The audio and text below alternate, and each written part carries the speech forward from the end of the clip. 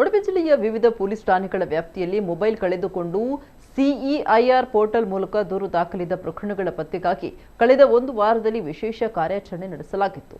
ಕಾರ್ಯಾಚರಣೆಯಲ್ಲಿ ಪತ್ತೆ ಹಚ್ಚಿದ ಮೊಬೈಲ್ಗಳನ್ನು ಮರಳಿ ನೀಡುವ ಕಾರ್ಯಕ್ರಮವನ್ನು ಇಂದು ಜಿಲ್ಲಾ ಪೊಲೀಸ್ ತಂಡ ಹಮ್ಮಿಕೊಂಡಿತ್ತು. ಜಿಲ್ಲೆಯ ಎಲ್ಲ ಉಪವಿಭಾಗಗಳ ಪೊಲೀಸ್ ಉಪಾಧೀಕ್ಷಕರ ನೇತೃತ್ವದಲ್ಲಿ ನಡೆದ ಈ ಕಾರ್ಯಕ್ರಮದಲ್ಲಿ ಮೊಬೈಲ್ ಕಳೆದುಕೊಂಡಿದ್ದ ಮೂಲ ವಾರಸುದಾರರಿಗೆ ಅವರ ಮೊಬೈಲ್ಗಳನ್ನು ಹಸ್ತಾಂತರಿಸಲಾಯಿತು. ಸುಮಾರು 241 ಮೊಬೈಲ್ಗಳನ್ನು ವಾರಸುದಾರರಿಗೆ ಯಶಸ್ವಿಯಾಗಿ ಹಿಂತಿರುಗಿಸಲಾಗಿತ್ತು. ಮೊಬೈಲ್ ಮರಳಿ ಪಡೆದವರ ಮುಖದಲ್ಲಿ ಮಂದಹಾಸಕ್ಕೆ ಕಾರಣವಾಯಿತು.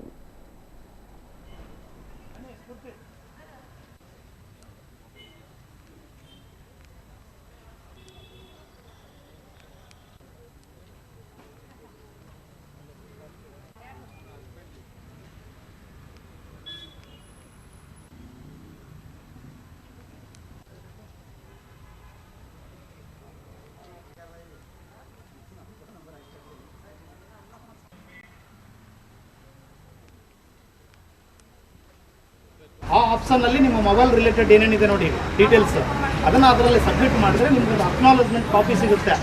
ಆ ಅಕ್ನಾಲಜ್ಮೆಂಟ್ ಕಾಪಿ ತೊಗೊಂಡು ನೀವು ಕನ್ಸರ್ನ್ಡ್ ಯಾವ್ದು ಏರ್ಟೆಲ್ ಇದ್ದರೆ ಏರ್ಟೆಲ್ಲು, BSNL ಇದ್ದರೆ BSNL, ಜಿಯೋ ಇದ್ದರೆ ಜಿಯೋ, ಅಲ್ಲಿ ಹೋಗಿ ನೀವು ಅದೇ ನಂಬರ್ ಇರುವಂಥದ್ದನ್ನು ಒಂದು ಸಿಮ್ ತಗೋಬೋದು.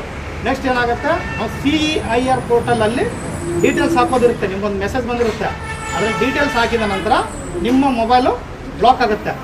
ಗೊತ್ತಾಯ್ತಾ? ನಿಮ್ಮ ಮೊಬೈಲ್ ಬ್ಲಾಕ್ ಆದ ನಂತರ ಅದು ಏನದು ಇದರಲ್ಲಿ ಪ್ರೋಸೆಸ್ಸಲ್ಲಿ ಏನಾಗಬೇಕು ಅದು ಆಗ್ತಾ ಇರುತ್ತೆ. ಯಾರಾದರೂ ಯೂಸ್ ಮಾಡ್ತಾ ಇದ್ರೆ ಅದು ಗೊತ್ತಾಗುತ್ತೆ ಟೆಕ್ನಿಕಲಿ. ಗೊತ್ತಾಯ್ತಾ? ಯಾರು ಕೂಡ ಹಾಗೆ ಸುಮ್ಮನೆ ಬಿಡ್ಲಿಕ್ಕೆ ಹೋಗಬೇಡಿ. ಈ ರೀತಿ ಬಿಟ್ಟರೆ ನಿಮ್ಮ ತಲೆ ಮೇಲೆ ಬರುತ್ತೆ ಮುಂದೆ ಒಂದು ದಿನ. ನೀವು ಯಾವುದೂ ತಪ್ಪು ಮಾಡ್ದೇ ನಿಮ್ಮ ಆ ತಪ್ಪನ್ನು ನಿಮ್ಮ ತಲೆ ಮೇಲೆ ಹಾಕೊಂಡು ತಿರುಗಬೇಕಾಗತ್ತೆ. ಅದು ಯಾರು ಕೂಡ ಮಾಡ್ಲಿಕ್ಕೆ ಹೋಗಬೇಡಿ. ಮೊಬೈಲ್ ಅಷ್ಟೇ ಅಲ್ಲ, ಯಾವುದೇ ಡಾಕ್ಯುಮೆಂಟ್ಸ್ ಆಗಿರ್ಬೋದು. ಇವನ್ ನೀವೊಂದು ಆಧಾರ್ ಕಾರ್ಡ್ ಕಳ್ಕೊಳ್ತೀರಾ, ಇವನ್ ಆಧಾರ್ ಕಾರ್ಡ್ ಕಳ್ಕೊಂಡ್ರು ಕೂಡ ಒಯ್ದು ಬಿಡಿ, ಇನ್ನೊಂದು ತಗೊಳ್ಳುವ ಸುಮ್ಮನೆ ಅಂತ ಅಂದ್ಕೊಂಡು ಹಾಗೆ ಬಿಡಬೇಡಿ. ಜಸ್ಟ್ ಕಂಪ್ಲೇಂಟ್ ಕೊಡಿ ಹೋಗಿ. ಈ ಲಾಸಲ್ಲಿ ಅಥವಾ ನೀವು ಮನೆಯಲ್ಲೇ ಕೂತ್ಕೊಂಡು ಈ ಲಾಸಲ್ಲಿ ಹಾಕಿ ಒಂದು ಯಾರಾದರೂ ಓದೋರು ಇರ್ತಾರೆ ಮನೆಯಲ್ಲಿ, ನೀವು KSP ಆ್ಯಪನ್ನು ಇನ್ಸ್ಟಾಲ್ ಮಾಡ್ಕೊಳ್ಳಿ. ಅದರಲ್ಲಿ ಈ ಲಾಸ್ ಅನ್ನುವಂಥ ಆಪ್ಷನ್ ಸಿಗುತ್ತೆ. ಅದರಲ್ಲಿ ಏನು ಕಳೆದೋಗಿದೆ ನೋಡಿ ಅದ್ರ ಡೀಟೇಲ್ಸನ್ನು ಕೇಳೋದು ಅದರಲ್ಲಿ. ಅಷ್ಟು ಹಾಕಿದರೆ ನೀವು ಸೇಫರ್ ಸೈಡ್.